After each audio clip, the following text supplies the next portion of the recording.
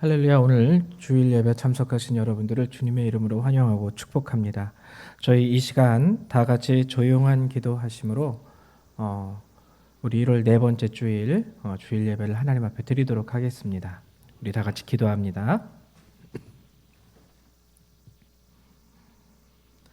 여호와께서 자기를 위하여 경건한 자를 택하신 줄 너희가 알지어다. 내가 그를 부를 때에 여호와께서 들으시리로다. 아멘. 사랑과 은혜가 많으신 하나님 감사를 드립니다. 매번 저희에게 은혜를 베푸시사 이렇게 예배할 수 있는 시간과 하나님 공간을 허락해 주시고 예배할 수 있는 마음을 허락하시사 이렇게 영상으로라도 우리가 있는 곳에서 주님을 찬양하고 우리가 있는 곳에서 주님을 예배하게 하심을 감사드립니다. 오늘도 거룩한 주일이 되었으므로 저희가 이 시간 온전한 마음으로 주님을 예배하고자 이 시간 함께 모였습니다. 하나님, 각 가정에서 예배를 드리는 우리 모든 성도님들을 주께서 긍휼히 여기시고 기억하여 주시사 오늘도 이 예배 가운데 우리 성도님들 찾아가 주시고 하나님 그들에게 주께서 허락하신 은혜와 축복을 내려 주시옵소서. 우리 예배 가운데 홀로 영광 받고 높임 받아 주시기를 간절히 바라며 주 예수님의 이름으로 기도했습니다. 아멘. 우리 다 같이 사도신경으로 신앙 고백 함께 하나님 앞에 드리도록 합니다. 신앙 고백합니다. 나는 전능하신 아버지 하나님 천지의 창조주를 믿습니다. 나는 그의 유일하신 아들 우리 주 예수 그리스도를 믿습니다.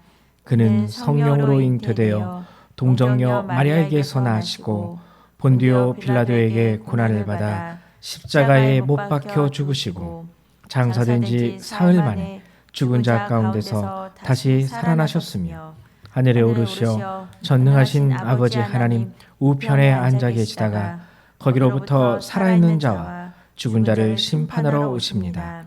나는 성령을 믿으며 거룩한 공교회와 성도의 교제와 죄를 용서받는 것과 몸의 부활과 영생을 믿습니다. 아멘. 우리 찬송가 3장 함께 찬양합니다.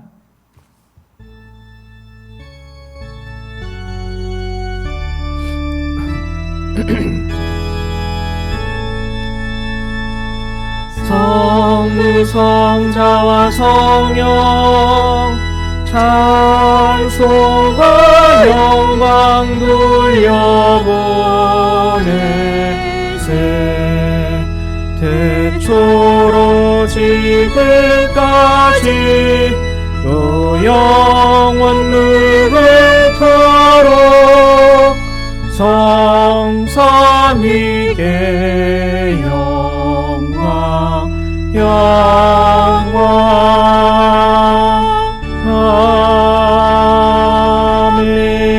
아멘. 우리 이 시간 찬송가 뒤에 있는 교독문 15번 함께 교독하도록 하겠습니다. 교독문 15번입니다.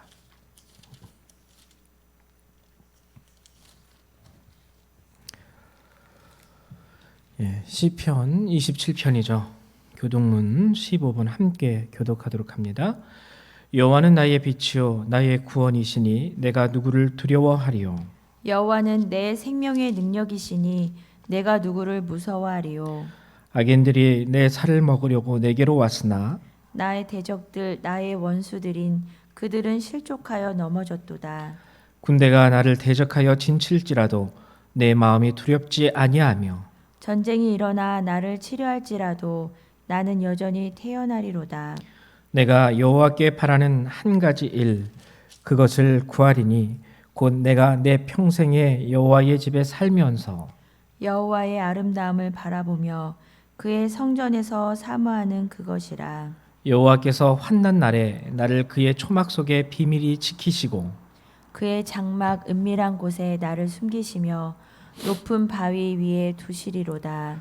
이제 내 머리가 나를 둘러싼 내 원수 위에 들리리니 내가 그의 장막에서 즐거운 제사를 드리겠고 노래하며 여호와를 찬송하리로다. 아멘. 우리 찬송가 한 장 더 찬양합니다. 79장입니다. 찬송가 79장입니다.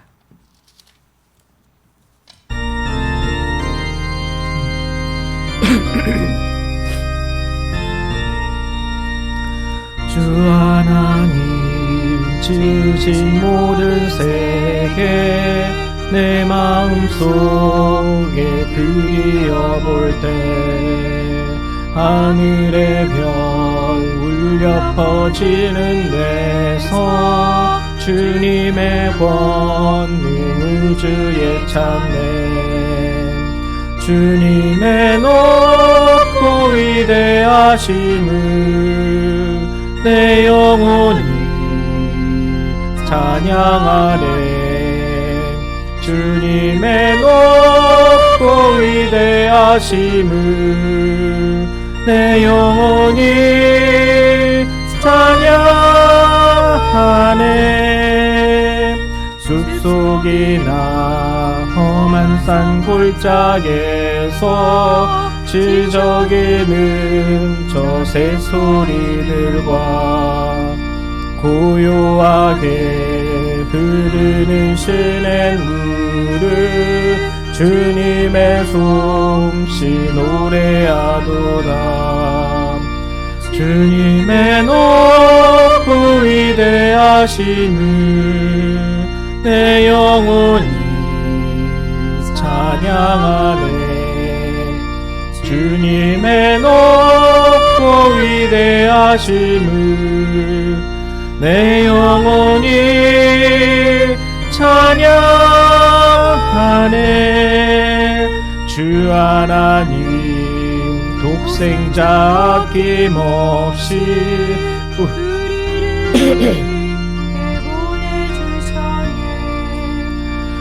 십자가에 피 흘려 죽으신 주 내 모든 죄를 대속하셨네 주님의 높고 위대하심을 내 영혼이 찬양하네 주님의 높고 위대하심을 내 영혼이 찬양하네 내 주 예수 세상에 다시 올 때 저 천국으로 날 인도하리 나 겸손히 엎드려 경배하며 영원히 주를 찬양하리라 주님의 높고 위대하심을 내 영혼이 찬양하네 주님의 높고 위대하심을 내 영혼이 찬양하네.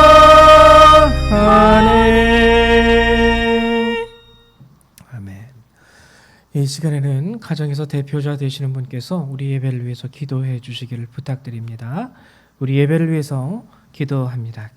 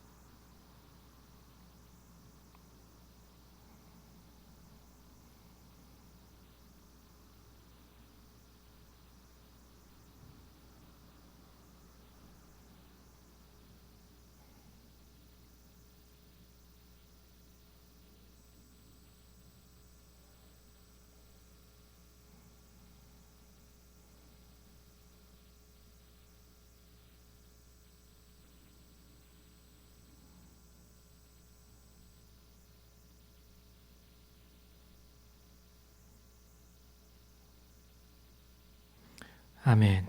네. 감사드립니다. 하나님의 말씀 같이 우리 찾아보도록 하죠. 하나님의 말씀은 고린도전서 13장 10절에서부터 13절의 말씀입니다. 매우 짧은 말씀이죠. 고린도전서 13장 10절에서부터 13절 신약 성경 279페이지에 있습니다. 예. 다 찾으셨죠? 저희 한 절씩 함께 교독하도록 합니다. 온전한 것이 올 때에는 부분적으로 하던 것이 패하리라. 내가 어렸을 때에는 말하는 것이 어린아이와 같고 깨닫는 것이 어린아이 같고 생각하는 것이 어린아이와 같다가 장성한 사람이 되어서는 어린아이의 일을 버렸노라. 우리가 지금은 거울로 보는 것 같이 희미하나 그때에는 얼굴과 얼굴을 대하여 볼 것이요 지금은 내가 부분적으로 하나 그때에는 주께서 나를 아신 것 같이 내가 온전히 알리라. 그런즉 믿음, 소망, 사랑 이 세 가지는 항상 있을 것인데 그 중에 제일은 사랑이라. 아멘. 아멘. 예. 이제 오늘 여러분들하고 함께 나눌 하나님의 말씀 고린도전서 13장입니다. 지난 시간에 저희가 함께 나누었던 말씀이 고린도전서 10장의 말씀이에요. 그래서 11장 건너뛰고 12장 건너뛰고 13장을 이렇게 왔는데요. 실은 건너뛴 게 아닙니다.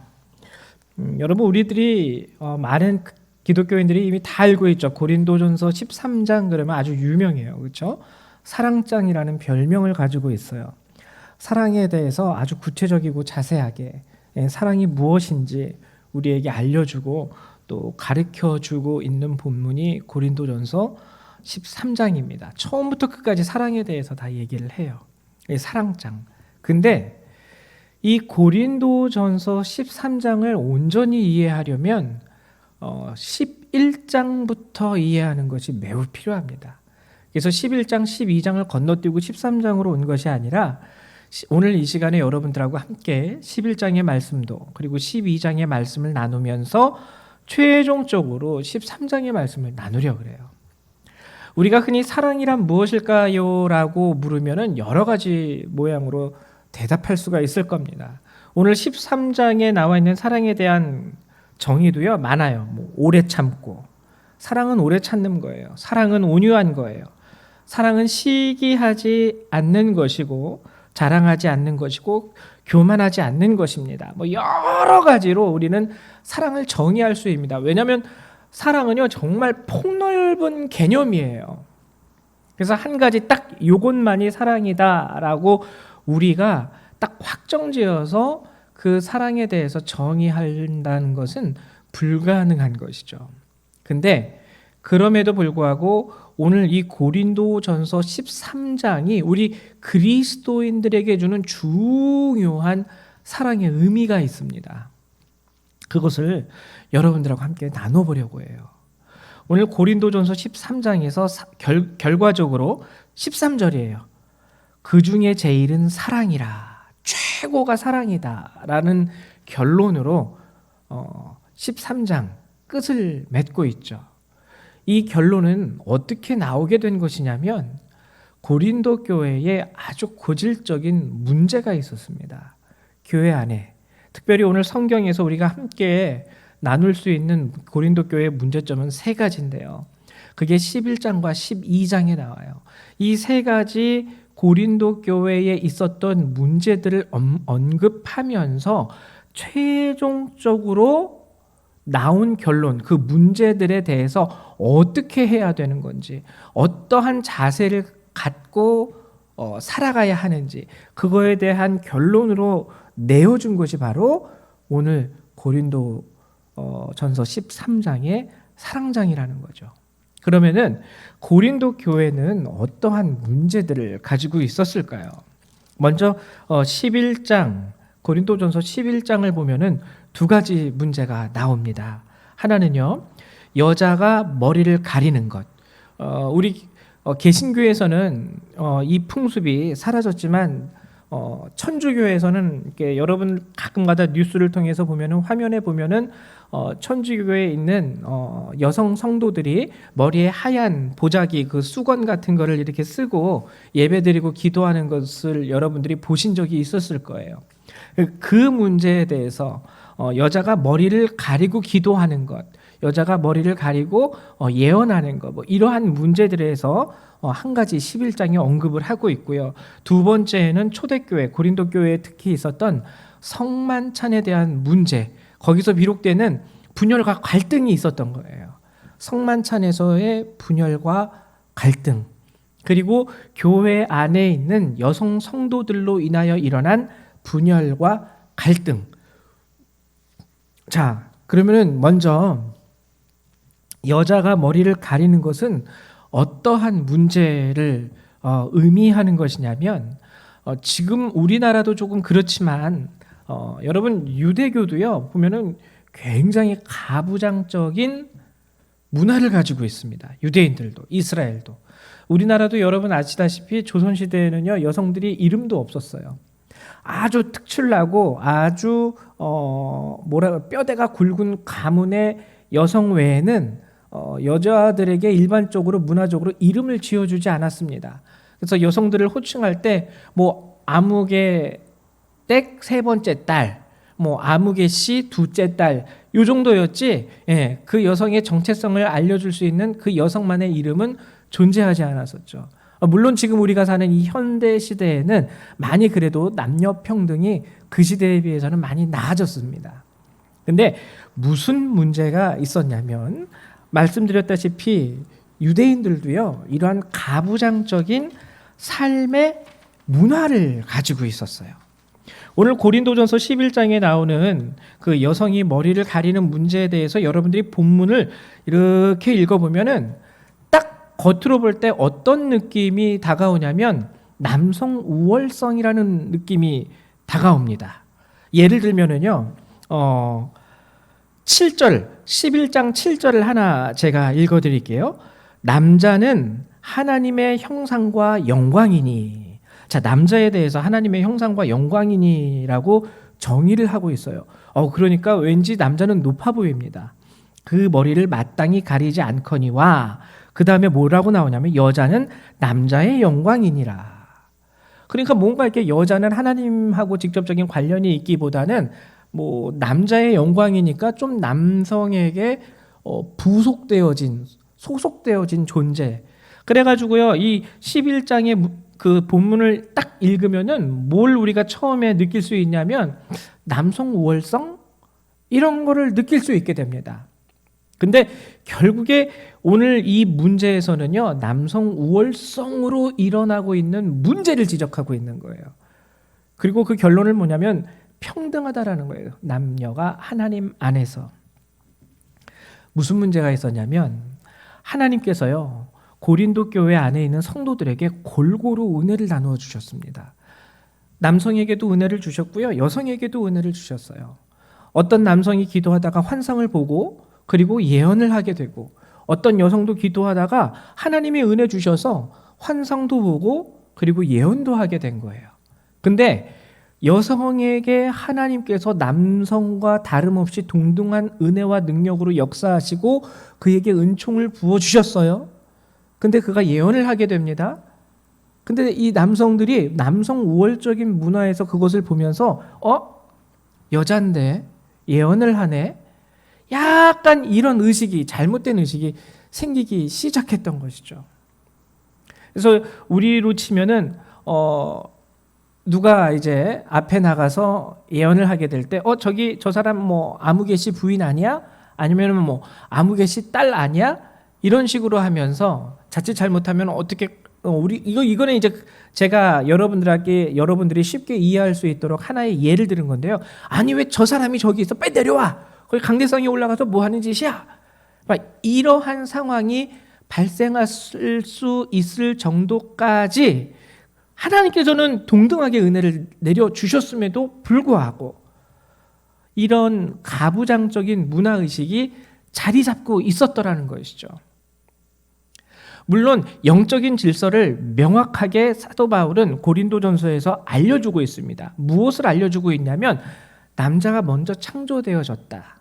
객관적으로 그건 사실입니다. 성경이 그것을 얘기하고 있어요. 그리고 남성의 갈빗대로 여성을 만들었다. 그래서 순위적으로 따지고 본다면 먼저 하나님께서 하나님의 모양과 형상대로 남자를 창조하셨고, 그리고 그 남자의 몸에서 갈비뼈를 취하셔서 그와 동일한 형상으로 여성을 창조하셨다. 이것을 객관적으로 부인할 수는 없습니다. 근데 이것이 남성 우월을 증명하는 말이 될 수 있는 것일까? 사도 바울은 그렇지 않다라는 거예요. 뭐라고 말씀하셨냐면 11절에 그러나 주 안에는 남자 없이 여자만 있지 않고 여자 없이 남자만 있지 아니하니라. 이는 여자가 남자에게서 난 것 같이 남자도 여자로 말미암아 났음이라. 그건 뭐냐면은요, 어떻게 보면은 우리가 남성이 먼저 창조를 받았고 남성의 갈빗대로 여성이 창조함을 받았다라는 것으로 남성의 우월성을 얘기할 수 있는 오류에 빠질 수 있기도 하겠지만, 또 오늘 성경이 우리에게 알려주고 있는 중요한 영적인 사실이 뭐냐면, 하나님께서 태초에 남성과 여성을 만든 이후에 새로운 생명 창조의 역사가 누구를 통해서 가능하게 됩니까? 누가 임신을 하고 누가 출산을 감당하게 되죠? 여성을 통해서 하나님께서는 이 땅에 창조하신 생명의 역사를 이어가게 하셨어요. 그래서 여성으로부터 남성들도 나오고 그 여성으로부터 또 다른 여성이 나오고 또 그 여성들로부터 또 다른 자손들이. 그러니까 이 여성이라는 존재는요, 하나님 앞에 굉장히 존귀하고도 고귀한 존재예요. 남성들도 하나님의 형상대로 가장 먼저 창조를 입은 존재들입니다. 그러나 여성들 역시 하나님께서 태초에 행하셨던 그 창조의 사역을 이 땅 가운데서 지금 이어가고 있는 유일한 존재가 여성이라는 거죠. 그래서 영적 진리로 보면 이 여성들에게 주어진 이 새 생명의 창조의, 새 생명 잉태의 이 귀한 은혜와 역사는 하나님이 어떻게 보면 그들에게 주신 영적인 특권이라고 얘기할 수도 있다라는 거죠. 모성애가 부성애가 모성애만큼 따라가기가 쉽지 않습니다. 그래가지고 결국에는요, 여기서 얘기한 것이 뭐냐면 머리를 가리라, 머리에다 수건을 쓰고 해라. 예언을 할 때 하나님의 은혜가 어떠한 여성에게 임하여 그 여성이 예언을 하게 될 때 그 머리를 가리라고 한 것, 둘 중에 하나입니다. 한 가지는 머리를 기르던지, 긴 머리를 길러라. 이거는 뭐냐면요, 하나님께서 여성으로서 정말 존귀하고 아름답게 창조하신 그 모습, 그러니까는 예언을 하면은 대중 앞에 서야 되지 않습니까? 대중 앞에 설 때에 아무개 씨의 아내로 쓰는 게 아니라는 거예요. 아무개 씨의 딸로 쓰는 게 아니라는 거예요. 긴 머리를 길고 그 머리를 가지고 앞에 나와서 선포해라. 이것은 뭐냐면 그 순간만큼은 아무개 씨의 아내도 아니고 아무개 씨의 딸도 아니에요. 그 순간만큼은 정말 하나님께서 아름답게 창조하신 한 여성으로서, 그리고 하나님의 택함을 받아 은혜를 입은 자로서 그 앞에서 하나님을 증언하게 하셨던 거죠. 그래서 긴 머리를 길러서 하나님이 아름답게 창조하신 여성으로서의 아름다움을 가지고 선포하든지, 아니면은 긴 머리가 없으면 차라리 머리를 가리라는 건 뭐냐면요, 여러분 이렇게 생각하시면 쉬워요. 이렇게 누가 앞에 나가서 제가 하나님으로부터 간증할 것이 있습니다 하고선 얘기를 할 때 그냥 이렇게 얼굴을 대놓고 하면은 사람들이 알아보겠죠. 저 사람 아무개 씨 부인 아니야? 저 사람 아무개 씨 딸 아니야? 그러니까 아예 머리를 가리면은 그런 인식이 안 되는 거예요. 여성인 건 알겠지만 뭐 어느 집에 속한 누구의 아내인지 누구의 딸인지는 알지 못하겠고, 일단 그걸 모르는 상태이기 때문에 하나님의 말씀을 더 대중들이 받아들이기 쉽게 되는 거죠. 그래서 차라리 누구의 아내, 누구의 딸 이런 것을 가리기 위해서 그 순간만큼은 하나님의 은혜를 받고 하나님으로부터 말씀을 받아서 선포하는 그 순간만큼은 하나님의 사람으로 쓰기 위하여 머리를 가리라는 그 해답을 내놓게 된 것이죠. 오늘날 우리가 사는 이 사회 가운데에서는 그래도 남녀가 많이 평등해졌기 때문에 이 정도까지 우리는 하지 않습니다. 그러나 이 고린도전서 11장에서 여성에 대한 문제를 지적하는 문제에서 우리가 깊이 깨달아야 할 것은 무엇이냐면, 그들도 하나님의 창조물이고 나도 하나님의 창조물이고, 하나님은 나에게 은혜를 주셨듯이 그에게도 동일한 은혜를 주셔서 하나님 안에서는 여자 없이 남자만 있지 아니하며 또한 남자 없이 여자만 있지도 아니하다라는 이 사실, 하나님이 하나님의 주권으로 택하여 세우셨다면 그도 하나님의 종이라는 사실, 이 사실을 우리가 교회 안에서 분명히 인지하고 있어야 됨을 얘기하고 있는 본문이 바로 고린도전서 11장 첫 번째 고린도 교회에 있었던 문제였던 것이죠. 그 다음에 고린도전서 11장 고린도 교회에 있었던 두 번째 문제점은 무엇이었냐면, 이거는 여러분들이 11장 17절부터 이렇게 읽어보시면 쉽게 이해하실 수 있을 거예요. 성만찬에 대한 문제가 일어납니다. 이 성찬에 대한 문제에 대해서 일단 우리가 알아둬야 될 것이 있는데요. 그것은 뭐냐면 11장 24절에서 25절의 말씀 제가 읽어드릴게요. 축사하시고 떼어 이르시되 이것은 너희를 위하는 내 몸이니 이것을 행하여 나를 기념하라 하시고, 식후에 또한 그와 같이 잔을 가지시고 이르시되 이 잔은 내 피로 세운 새 언약이니 이것을 행하여 마실 때마다 나를 기념하라 하셨으니. 기념하라라는 말이 두 번 들어가면서 강조되고 있습니다. 즉 이것은 뭐냐면요, 당시 고린도 교회에서 행했던 성만찬 가운데, 만찬 가운데 기념의 의미가 굉장히 많이 사라졌다라는 뜻이에요. 그럼 어떠한 문제점이 있었을까? 여러분, 지금 우리가 살아가는 이 시대에는요, 성만찬이 하나의 우리가 예배를 드리는 예전 가운데 하나의 예식으로서 정착되었죠. 그래서 이렇게 분급도 우리가 하지 않습니까? 이렇게 빵도 조각조각 나눠가지고 한 사람씩 이렇게, 그리고 포도주도 이렇게 요만한 잔 아시죠? 그 잔에 이렇게 여러 잔에 나눠 담아서 한 사람씩 먹을 수 있도록, 마실 수 있도록.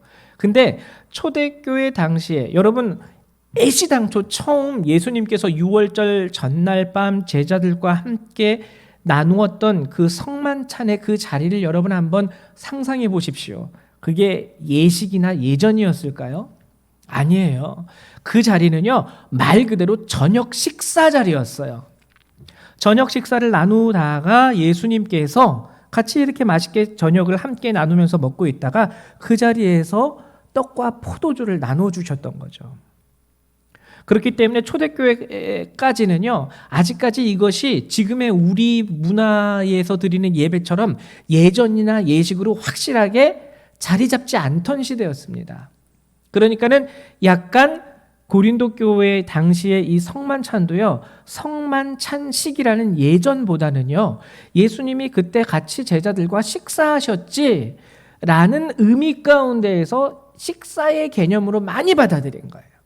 그러니까 교회에서 일단 주님이 명령하셨어요. 떡을 나누면서 포도주를 나누면서 기념하라. 근데 식사 자리였으니까 이렇게, 우리 보통 그렇잖아요. 배식하잖아요.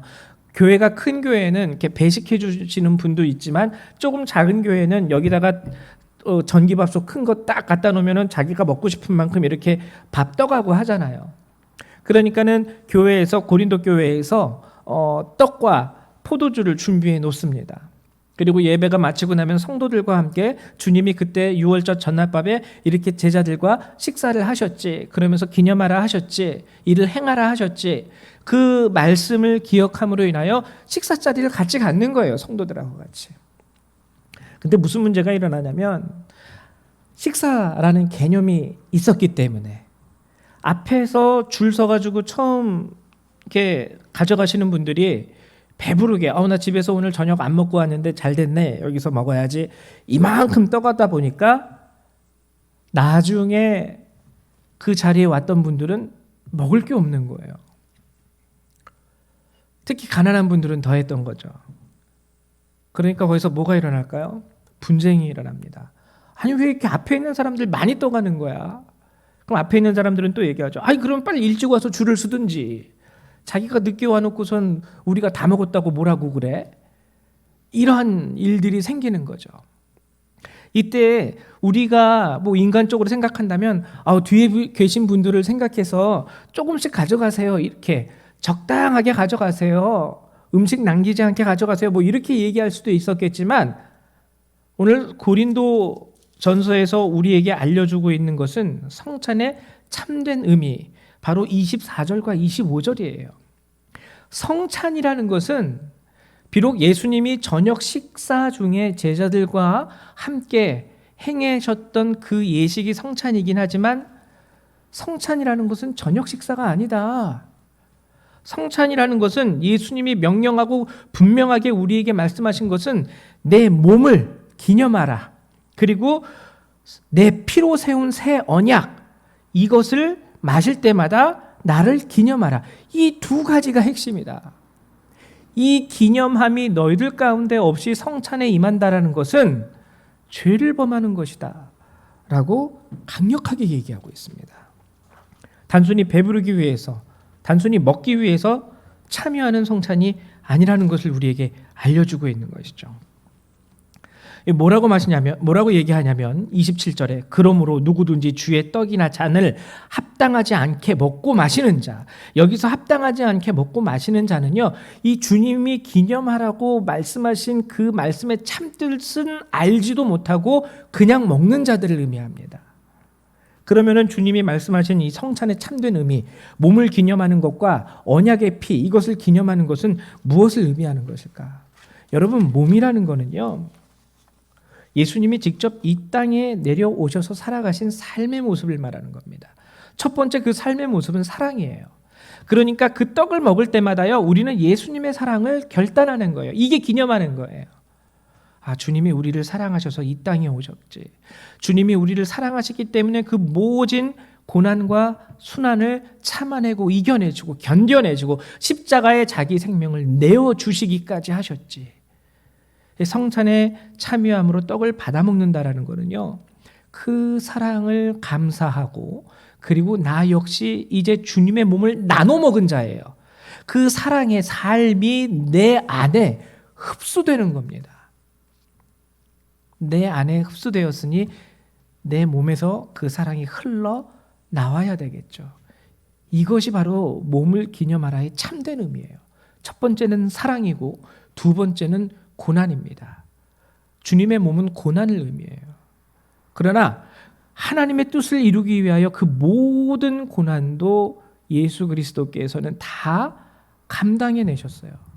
그렇기 때문에 성찬을 나누면서 우리가 주님의 몸을 기념한다고 하는 것은 두 번째로 무엇을 의미하냐면 복음을 위하여 나도 그 고난 가운데 동참합니다라는 결단을 말하는 것이죠. 이러한 기념함, 즉 이러한 결단, 나도 사랑하겠습니다. 나도 복음을 위한 나의 삶 가운데서는 내게 주어지는 고난을 피하지 않겠습니다 라는 이 고난에 대한 결단과 기념함이 없이 성찬 가서 맛있는 거 좀 먹어볼까? 배가 좀 고팠는데 잘 됐네? 이 마음으로 성찬에 참여하는 자들은 27절에 말씀하시는 것과 같이 죄를 짓는 것이니라 분명하게 알려주고 있는 것이죠. 언약의 피도 동일합니다. 언약의 피는 무엇을 의미합니까? 그리스도께서 나의 죄를 사하셨다라는 것. 나는 이제 하나님의 백성입니다. 나는 이 세상에서 내 인생을 마치고 하나님 나라에 구원받은 주의 백성으로서 들어가게 될 것을 확실하게 믿는다라는 거예요. 그래서 이 성찬은 굉장히 중요합니다. 지금은 하나의 예전으로 정착되어져서 우리가 이런 분열은 없어요. 성찬을 나누는 것에 대해서. 여러분 성찬식 할 때 어떤 사람은 뭐 그 떡을 한 4덩이 5덩이 먹지 않잖아요. 다 요만큼씩 교회에서 잘라가지고 그 성찬 분급할 때 이렇게 나눠가지고 요만한 빵 조각, 떡 조각 이렇게 드시죠. 어떤 분들이 이거 다 먹어야겠네 하고 이렇게 쓸어 담지 않으시잖아요. 그러니까 분열과 그런 다툼은 일어나지 않는데 그럼에도 불구하고 우리가 주의해야 될 것은 이 기념하는 성찬에 대한 이 참된 의미는요, 고린도 교회 당시나 지금 우리 이 시대에나 다르지 않습니다. 성찬은 우리에게 요구하고 있는 거예요. 믿음의 결단을. 그 사랑의 삶, 그 고난의 삶, 그리고 그 언약에 대한 확실한 믿음이 당신에게 있습니까? 그것을 아멘으로 응답하고 참여하는 것이 성찬입니다. 자, 이렇게 고린도 교회에는 성찬에 대한 문제점이 있었어요. 그리고 이제 12장은 보면은 은사로 인한 분열과 다툼이에요. 하나님이 은혜를 주셨고 하나님이 은사를 주셨는데 참 아이러니하게도 받은 은혜와 은사로 인하여 다툼이 일어납니다. 왜 일어나게 되었을까요? 제가 깊이 여러분들에게 설명을 드리지 않아도 여러분들이 충분히 이해하실 수 있을 것 같아요. 여러분, 우리가 성경에 나오는 여러 가지 은사들을 보면은 예를 들면은 방언의 은사. 어떤 분이 여기 교회에 와가지고 기도하시면서 방언을 한다 그러면 방언을 못 하시는 분들이 어떻게 보면은 신기할 수 있어요. 그리고 부러울 수 있죠. 어머, 저 사람은 방언도 하네. 근데 솔직히 거기에서 끝납니다. 거기에서 끝나요. 어떻게 하면 방언 받을 수 있어? 저도 고등학교 시절 때 친구가 방언하는 것을 보면서 질문했던 기억이 생각이 나요. 그때 그 친구가, 저는 그때 교회를 거의 처음 다녔던 시기였기 때문에 그게 방언인 줄도 몰랐어요. 그냥 무슨 외국어로 유창하게 기도하는 줄 알았어요. 그래가지고 제가 그 친구한테 가서 질문을 했죠. 너는 어떻게 학교에서 하는 영어 공부는 잘 못하면서 언제 어디서 그렇게 뒤로 제3 외국어를 유창하게 배웠니? 그렇게 질문했던 게 기억이 납니다. 그때 그 친구가 속으로는 많이 웃었겠지만 뭐라고 얘기해 줬냐면, 제가 이해하기 쉽게 얘기해 줬죠. 너도 기도하고 하나님한테 외국어로 기도할 수 있게 해주세요 라고 간절히 기도해봐. 그럼 너도 하나님이 이렇게 기도할 수 있게 해주실 거야. 외국어로 기도하실 수 있게 해주실 거야. 처음에는 그게 진짜인 줄 알았습니다. 나중에 이제 신앙생활을 하면서 신앙에 대한 지식이 쌓이면서 방언이 무엇인 줄 알게 되었는데, 어쨌거나 방언은 거기서 끝나요. 거기서 끝나요. 부러움과 그리고 기껏해 어떻게 너 방언 받았어? 물어보고 거기서 끝나요. 근데 여러분 한번 생각을 해보십시오. 여러분들에게 신유의 은사가 생겼다고 생각을 해보십시오. 현대 의학이 많이 발달되었다 할지라도 환경 오염과 여러 가지 재해 가운데에서 여러분 당장 우리가 지금 코로나 바이러스로 인해서 힘들고 어려워하지 않습니까? 근데 누군가에게 신유의 은사가 있어서 그 사람이 손만 대고 기도하면 그것이 코로나 바이러스든 아니면 현대 의학으로도 고칠 수 없는 희귀한 병이든 다 고쳐진다고 한번 생각을 해보십시오. 누구에게 더 관심이 많이 쏠릴까요? 방언을 하는 사람에게 관심이 많이 쏠리겠습니까? 그 신유의 은사를 가지고 있는 분에게 관심이 많이 쏠리겠습니까? 인간적으로 이쪽을 따라가게 되죠. 근데 여기서 안 좋은 현상, 고린도 교회에서 나타난 또 분열과 다툼의 현상이 뭐냐면, 이런 은사로 인한 계급화가 일어나기 시작한 거예요. 너는 고작 방언밖에 못하잖아. 나는 신유의 은사가 있어. 또 어떤 분들은 나는 신유의 은사는 없지만 난 능력 행함의 은사가 있어. 내가 기도하면 귀신들이 다 도망가.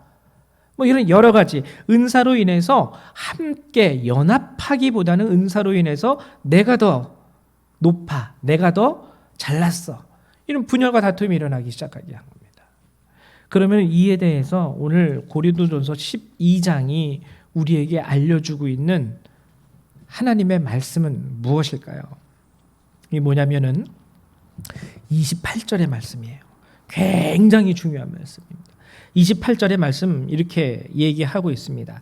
하나님이 교회 중에 몇을 세우셨으니, 은혜를 주시고 은사를 주셔서 세웠다라는 뜻이에요. 첫째는 사도요, 둘째는 선지자요, 셋째는 교사요, 다음은 능력을 행하는 자요, 그 다음은 병 고치는 은사와 서로 돕는 것과 다스리는 것과 각종 방언을 말하는 것이라. 여러분, 우리가 은사로 이해하고 있는 것 어디부터 나오죠? 첫째, 사도입니다. 둘째, 선지자입니다. 셋째, 교사입니다. 사도는 은사로 치는 게 아니죠. 선지자도 은사로 치는 게 아니죠. 교사도 은사로 치는 게 아니죠. 이 첫 번째, 두 번째, 셋째는요, 중요하기 때문에 숫자를 붙여요. 첫째, 둘째, 셋째, 이거야. 그리고 그 다음에는 이거 기타 등등이야. 기타 등등으로 나온 게 능력행함, 기타 등등 중에 하나로 나오는 게 병 고치는 은사, 기타 등등 중에 하나로 나오는 게 서로 돕는 것, 다스리는 것, 그리고 각종 방언을 말하는 것. 여러분, 그러면은 이것은 무엇을 의미하는 것일까? 우리가 딱 보면은요, 사도와 선지자와 교사는 말씀을 취급하는 사람들입니다. 실제적으로. 근데 그렇게 여러분들이 이해를 하셔도 돼요. 즉, 교회 안에서는 말씀을 선포하고 말씀을 전하는 자들이 가장 중요하다. 하나님이 세우신 자들이다. 근데 이것은 또 무엇을 의미하냐면요, 은사가 우선시되어서는 안 된다라는 거예요. 은사보다 우리가 교회 안에서 더 우선시해야 될 것이 있는데, 그것은 뭐냐면 바로 직분이라는 겁니다. 직분. 여기서 말하는 직분은요, 목사, 장로, 권사, 집사 이런 직분이 아니라 내가 어떻게 교회 안에서 하나님의 일을 감당하고 있느냐가 더 중요하다라는 거예요. 그렇기 때문에 어떤 분들은요, 맨날 나와서 주방 청소하는 거 중요하다라는 거예요. 이게 신유의 은사보다요 더 중요하다라는 거예요. 교회 나와서 차량 안내하는 거, 지금 이제 차량 안내하기도 힘들겠지만 이러한 직분을 가지고 실제적으로 자신의 몸을 들여 헌신하는 자들이 먼저 하나님이 세우신 자들이라는 거예요. 그 다음에 병 고치는 자가 있는 거고, 그 다음에 능력을 행하는 자가 있다는 거예요. 하나님께서 주신 은사로 분열과 다툼이 일어난 교회에 오늘 성경이 주시는 말씀은 바로 이겁니다. 은사가 중요한 게 아니야. 오늘 교회 안에서 어떠한 일을 감당하고 있느냐가 더 중요한 거야. 그렇기 때문에 신유의 은사를 가지신 보다, 예언의 은사를 가지신 분보다 교회 학교 교사가 더 중요하다고 성경은 분명하게 얘기하고 있는 거예요. 어떠한 은사를 가짐, 그게 중요한 게 아니라 내가 주님 앞에 어떠한 일들을 하고 있는가, 그것이 아주 작은 일이라 할지라도요, 그게 더 중요해요. 은사는 어차피 주님이 주신 겁니다. 내가 한 게 없어요. 내가 그것을 얻으려고 노력하고 내 힘과 능력으로 획득해낸 게 아닙니다.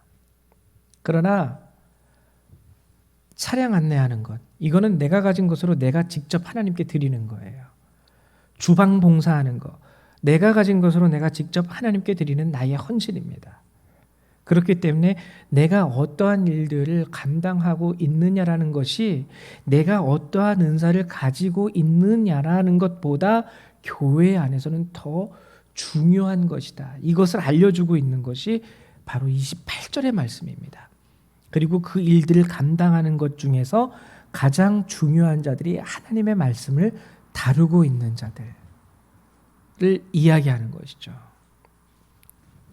자, 이렇게 고린도 교회가 가지고 있었던 세 가지 문제, 쉽게 표현하자면 남성과 여성에 대한 양성 차별, 그리고 두 번째 가부장적인 문화 가운데에서 두 번째 성만찬에 대한 온전한 주님의 뜻과 말씀에 대한 이해 없이 그저 먹기 위하여 참여하는 것, 그리고 세 번째 마지막으로 은사로 인해서 서로 계급화되고 서로 이렇게 우월성을 따지면서 분열하는 것, 이러한 사건 가운데 최종적으로 하나님께서 교회에게 내어주신 결론은 사랑이에요.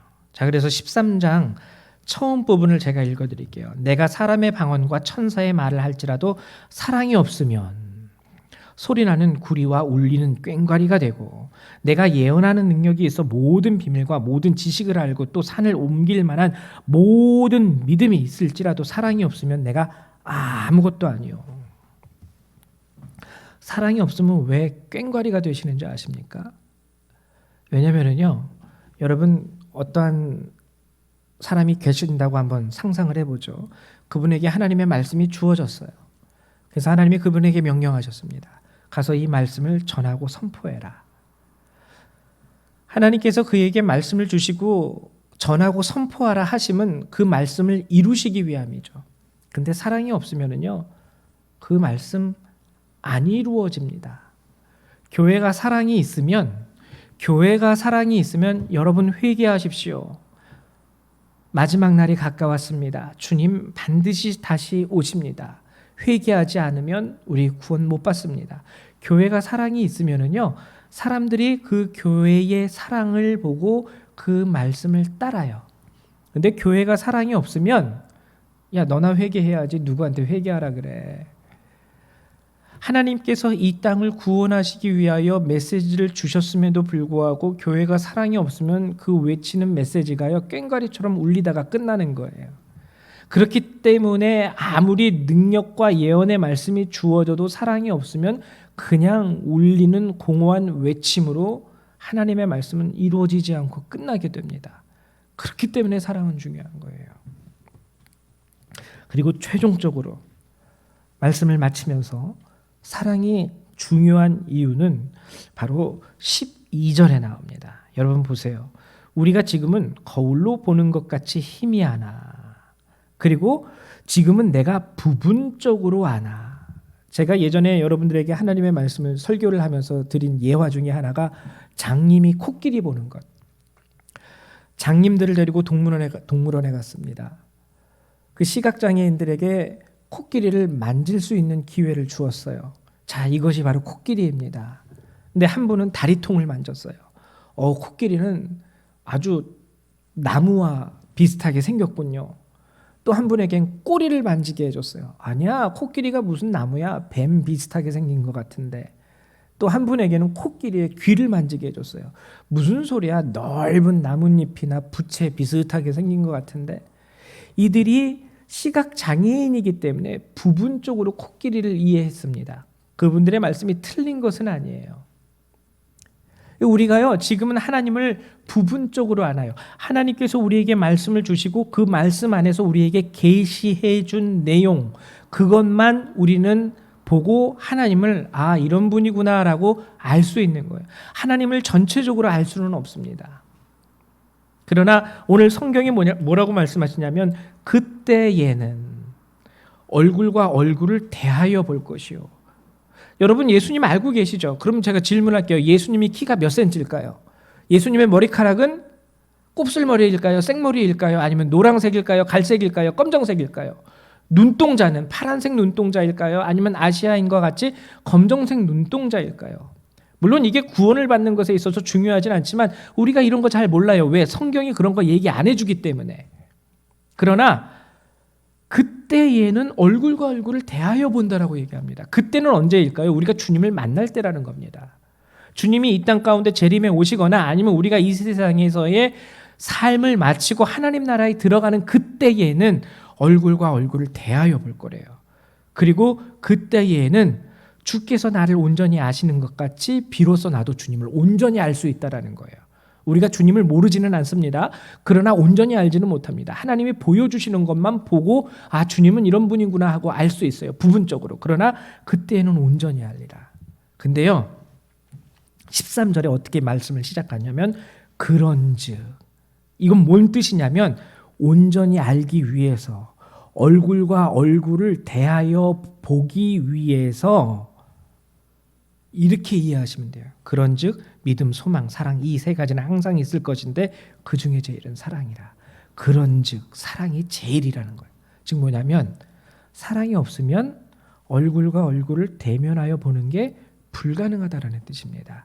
사랑이 없으면 하나님을 온전히 알 수 있는 그 순간을 맞이하는 게 불가능하다라는 것을 우리에게 알려주고 있어요. 왜일까요? 우리가 믿음으로 구원을 얻는다고 하는데 왜 여기선 또 사랑일까?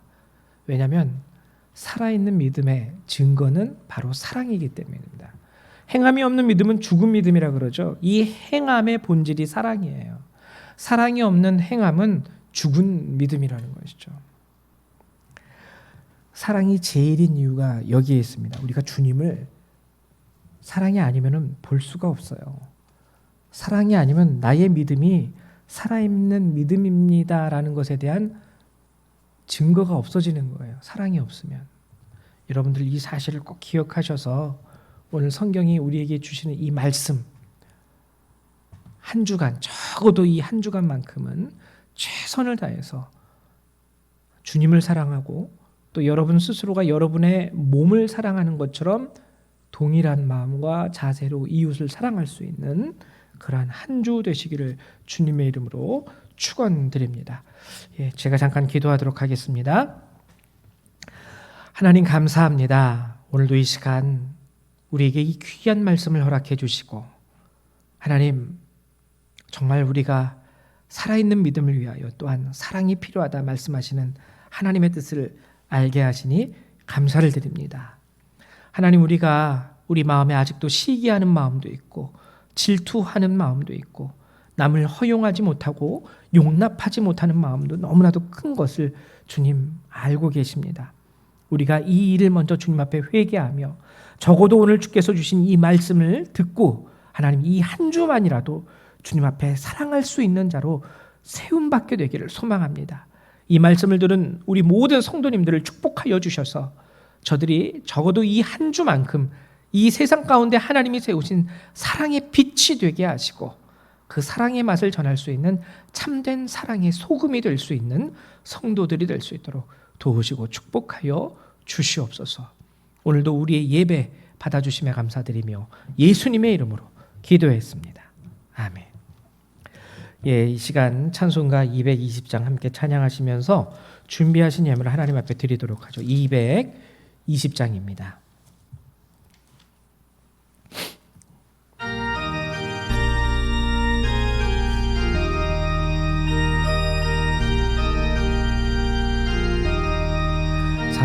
사랑하는 주님 앞에 형제자매 한자리에 크신 은혜 생각하며 즐거운 찬송 부르네.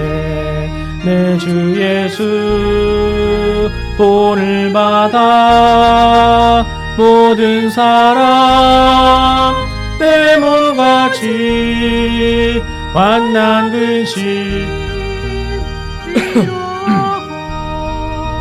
진심으로 사랑하세. 사랑하는 주님 앞에 온갖 충성 다 바쳐서 외로우나 즐거우나 주님만 힘써 섬기네. 우리 주님 거룩한 손 제자들의 발을 씻어 남 섬기는 종의 도를 몸소에게 보이셨네. 사랑하는 주님 예수 같은 주로 섬기나니 한 피바다 한 몸 이루 형제여 친구들이여 한 몸같이 친밀하고 마음으로 하나 되어 우리 주님 크신 뜻을 지성으로 준행하세. 아멘. 드리신 예물 위해서 잠깐 기도하겠습니다. 사랑과 은혜가 많으신 주님 참 감사를 드립니다. 오늘도 주께서 이 시간 변함없이 우리에게 은혜를 베풀어 주시고 은총을 더하시며 말씀을 주시고 또 이 말씀을 통하여 회개하고 새롭게 결단하게 하심을 감사드립니다. 하나님, 우리 성도님들의 각 삶을 돌아봐 하나님께서 지켜주시옵소서. 하나님, 코로나 바이러스로 인하여 전 사회적으로 힘들고 어려운 길을 걸어가고 있는 많은 사람들이 있습니다. 하나님, 그럼에도 불구하고 그 어려운 중에도 주님 앞에 나와 주의 이름을 부르짖고 주님을 위하여 삶의 헌신을 드리고 또 재정의 일부를 거룩하게 하나님 구별하여 드리는 우리 성도님들, 하나님 저들을 정말 긍휼히 여겨주시고 불쌍히 여겨주시고 하나님 저들의 기도로 인하여 이 어려운 시국이 하나님 속히 종료될 수 있게 하시며 하나님 우리가 다시금 온전한 예배로 주님 앞에 세워질 수 있도록 도와주시옵소서. 오늘도 하나님 우리의 드리는 이 예물 작은 것이라 할지라도 귀하게 받아주시는 하나님의 은혜 의지하여 주님 앞에 내어드립니다. 귀하게 받아주시고 축복하시며 또한 하나님 주님 뜻하시는 곳에 온전히 이 예물들이 쓰임받게 하여 주시옵소서. 감사드리며 주 예수님의 이름으로 기도했습니다. 아멘. 네, 감사드립니다. 교회 소식을 알려드릴게요. 먼저 우리 토마스 형제님의 부인 되시는 우리 미나 집사님이 수술 잘 마치고 퇴원하셨습니다. 신방하고 왔는데요. 그래도 많이 이렇게 건강해지신 것 같아요. 그래도 앞으로 항암 치료가 남아있다고 하니까 여러분들 지속적으로 기도해 주시고 또 함께 우리 이명석 자매님도 기도해 주시고요. 코로나 바이러스로 인해서 저희가 이제 좌석의 10%만 수도권이기 때문에 예배를 드릴 수가 있습니다. 그래가지고 한 4-5명 정도 우리가 드릴 수 있을 것 같은데요. 근데 그러다 보니까 다 못 드리실 것 같아요. 그래가지고 수요일 날은 또 이렇게 직장도 다니시고 하니까 오시는 분들이 한정돼 있어서 이 인원이 가능한데 주일 날에는 다 참석하기가 어려워서 수요일은 교회에서 예배를 드리고 주일은 영상으로 예배를 드리고 있습니다. 이 점 기억해 주시기를 부탁드립니다. 예, 우리 이 시간에는 찬송가 1장 찬양하시고 축도하심으로 예배를 마치도록 하죠.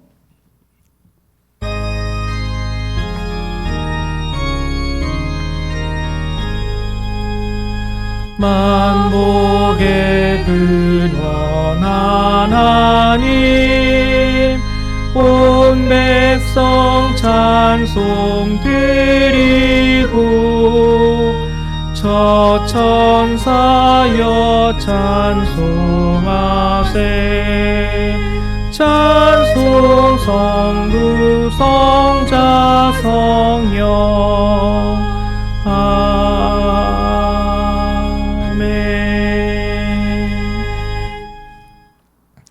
하나님, 오늘도 주신 말씀으로 인하여 감사함을 가지고 저희들이 결단합니다.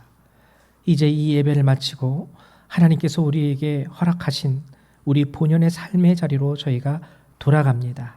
하나님, 주의 은혜와 능력을 주셔서 저희들을 파송하여 주시옵소서. 이 시간 예배를 마치고 돌아가는 우리 모든 성도님들, 그들의 삶과 머리 위에 하나님의 은혜와 예수 그리스도의 사랑과 성령의 능력이 늘 항상 함께하여 주시기를 성부 성자 성령 하나님의 이름으로 간절히 축원하옵나이다. 아멘.